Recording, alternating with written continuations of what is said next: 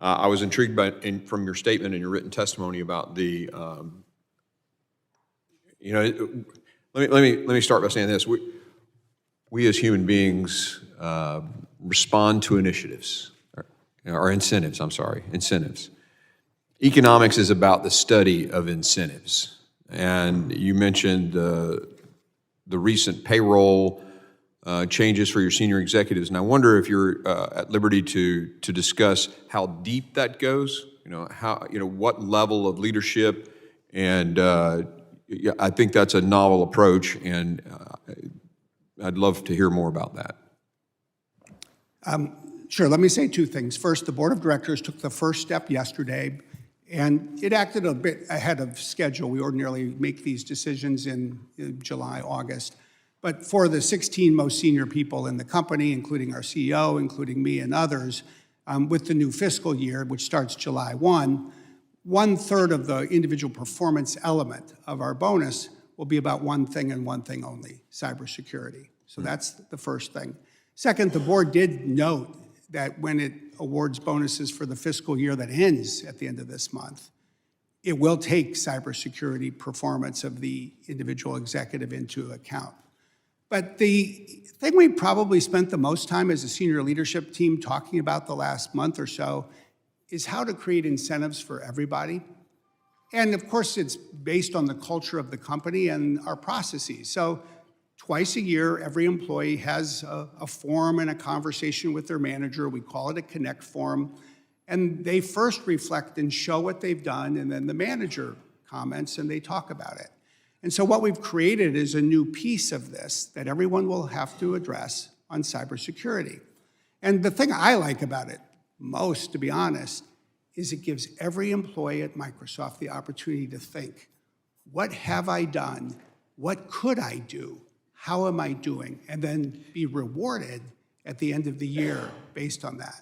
That sounds, that's encouraging. Having run a company myself, I think how you tie the incentives drives the performance and what people make the priority, so I appreciate that. Let me ask a little bit about your involvement in China. I'd love to get a little bit more detail, granularity on where you are right now. What's your current posture, and what are you sharing with the Chinese people, or to the Chinese government, I mean? Are you having to give up code? And what the involvement there is, if you don't mind elaborating on that a little bit. Sure, it's a broad topic. We have a few different activities in China. It's not a major source of revenue for Microsoft. Globally, it accounts for about 1.4, 1.5% of our revenue. We do have an engineering team that we have been reducing, and we announced most recently that we were offering about 800 people, 700 or 800 people, the opportunity to move out of China, and they were going to need to move out of China in order to keep the job they have. So we've been reducing our engineering presence. There are two things that we do that we believe are very important. First, we do run some data centers, cloud services, principally, I would say, for the benefit of multinational companies who do business in China. And we're not alone. Others in our industry do the same thing. But the reason I think this is so important is if you're an American automobile company, an aircraft company, a pharmaceutical company, a coffee company, you need to use the cloud when you're in China. We want their American trade secrets to be stored in an American data center in China. Let me, if I could jump in, what access does the Chinese government have to that? None. Okay. And believe me, every time there is anything remotely close to a request, I always ensure we say no. Okay. Very specifically on this hack, because it did come from China, can you talk how you are, with your presence in China, ensuring that that source isn't going to use your location in China as a vector?